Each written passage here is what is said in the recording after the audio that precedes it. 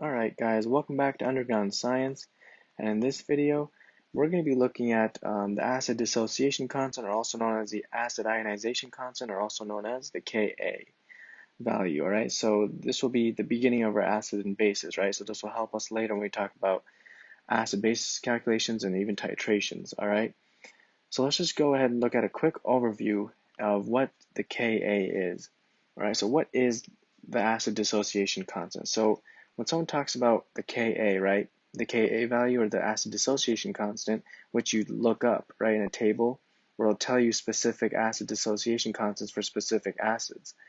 So one thing to remember is that the higher the Ka, right, it means that that acid will dissociate more, all right, into the product side. So the higher the Ka, the stronger the acid, all right, the stronger the acid. All right, and later we'll see pKa. So the way you calculate pKa is the negative log of Ka. And we'll make an equations video, just important acid-base equations later, all right? But for now, know that the higher the Ka of an acid, the stronger the acid, all right?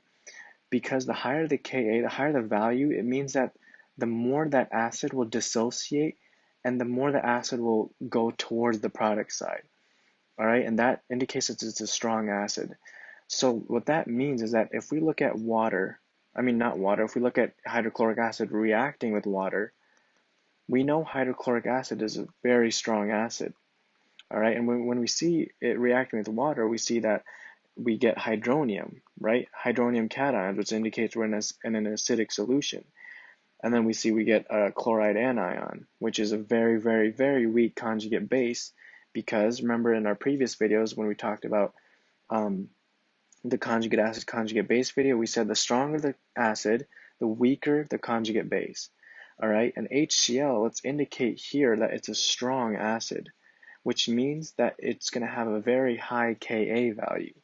All right, and if something has a high Ka value, if an acid has a high Ka value, it means it's a very strong acid, right? The higher the Ka value, the stronger the acid, or the lower the pH. All right, so now we'll have to learn how to write Ka equations. All right, so the way to write our Ka equations, or our acid dissociation constant equations, is you take whatever's in the products over the reactants except for water.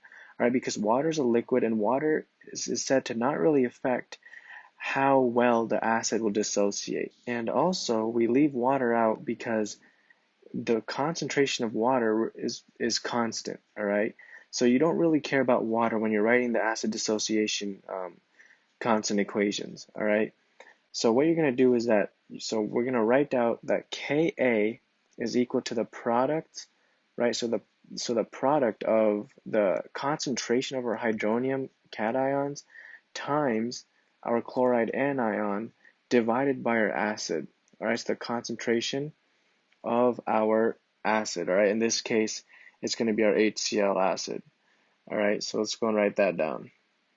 So that's how you write the Ka equation for that. And then later we'll see practice problems build up to titrations, where we'll be doing this a lot.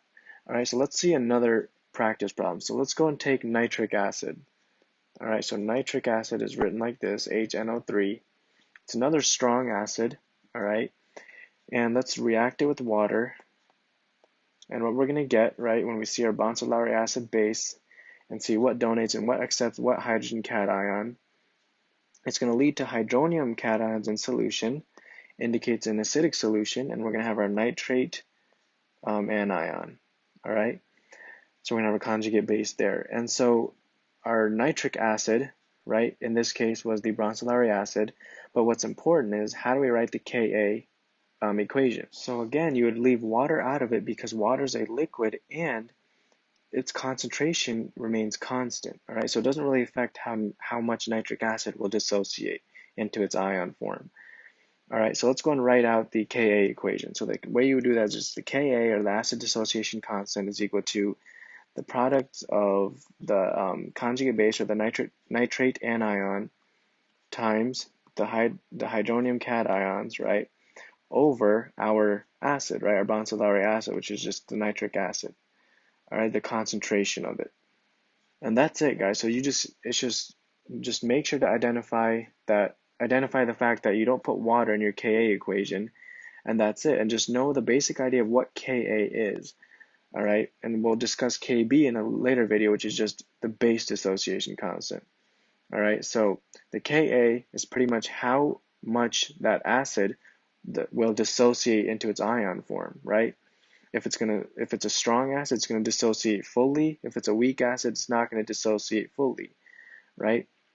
The higher the Ka, the lower the pH, which means the stronger the acid. All right, so that's pretty much it for this video. It's just a short video just discussing the overview of the acid dissociation constant. And so I hope this video made sense to you guys. Hope to see you guys tune into my future videos. We'll talk about more cool topics about biochem, physics, and don't forget to hit that notification bell, like and subscribe. See you guys later, and stay safe.